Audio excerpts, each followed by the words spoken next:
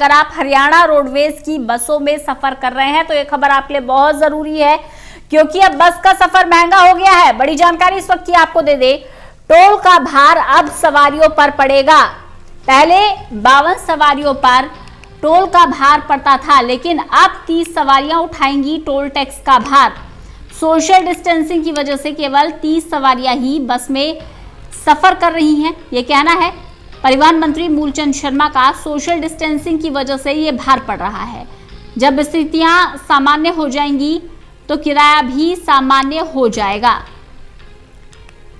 Haryana roadways की बसों का किराया अभी और ज्यादा लोगों पर बोझ बढ़ाने वाला है।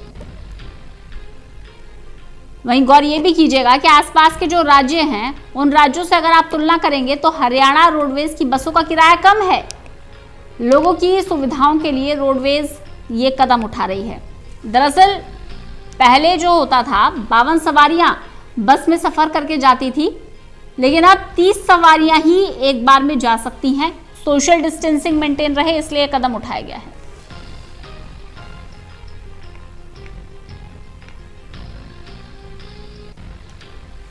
तो हरियाणा रोडवेज में सफर करने वाले यात्री जरा ध्यान दें, अब किराया महंगा हो गया है।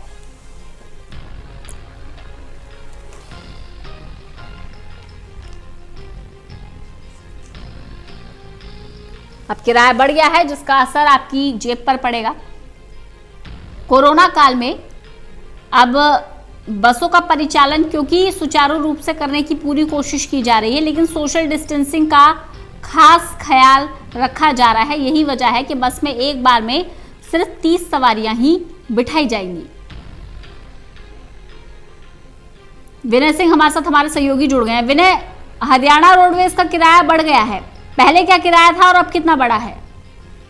देखिए, चूंकि रोडवेज में अभी जो स्थिति है, चूंकि कोरोना काल है और इसीलिए अभी ज्यादा सवारियां नहीं बैठाई जा रही हैं और मापदंड के मुताबिक 30 सवारी ही एक रोडवेज बस में बैठाई जा रही है, ताकि जो सोशल डिस्टेंसिंग है वो बनी रहे। इससे पहले की बात की जाए तो 52 लोगों की कैपेसिटी होती है हरियाणा रोडवेज की बस में, और किराया बढ़ने की बात यूं कही जा सकती है क्योंकि जब टोल किसी जो रास्ते में जितने भी टोल पड़ते हैं रूट के, तो वो टोल का पैसा उन पहले 52 सवारियों से वसूला जाता था, लेकिन चूंकि अब कैपेसिटी ही 30 लोगों की है तो यही टोल 30 लोगों से वसूला जाएगा, यानी कि प्रति व्यक्ति पर अब ये टोल का भार है जो ज्यादा पड़ेगा। तो इसीलिए कुछ पैसों का जो बढ़ोतरी है वो अब रोडवेज की बसों में जो सवारी कर रहे हैं आखिर उनको देना पड़ेगा। हमारी जो हरियाणा परिवहन मंत्री कैबिनेट मंत्री मूलचंद शर्मा जी से बात हुई तो उन्होंने कहा कि हालांकि जो टोल का किराया वाकई में 30 लोगों से वसूला जाएगा, लेकिन फिर भी अन्य राज्यों की तुलना में उन्होंने कहा कि अभी भी रोडवेज का किराया कम है। उनका कहना है कि जब तक स्थिति सामान्य नहीं होगी, क्योंकि अभी मजबूरी है 30 लोगों को बैठाना, तो इसलिए 30 लोगों से ही ये टोल टैक्स का जो भार है वो वसूला जाएगा।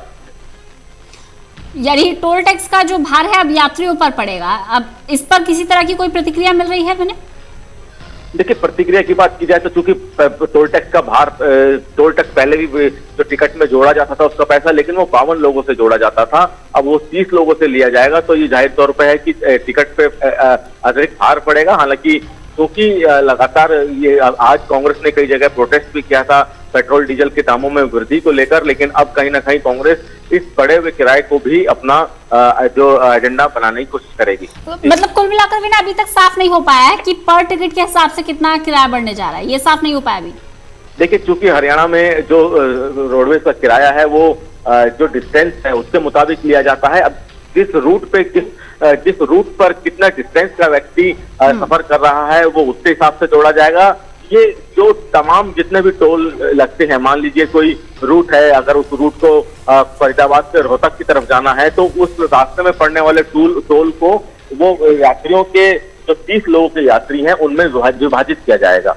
चलिए, बहुत बहुत शुक्रिया विनय हमारे साथ जुड़ने के लिए, इस तमाम बातचीत के लिए।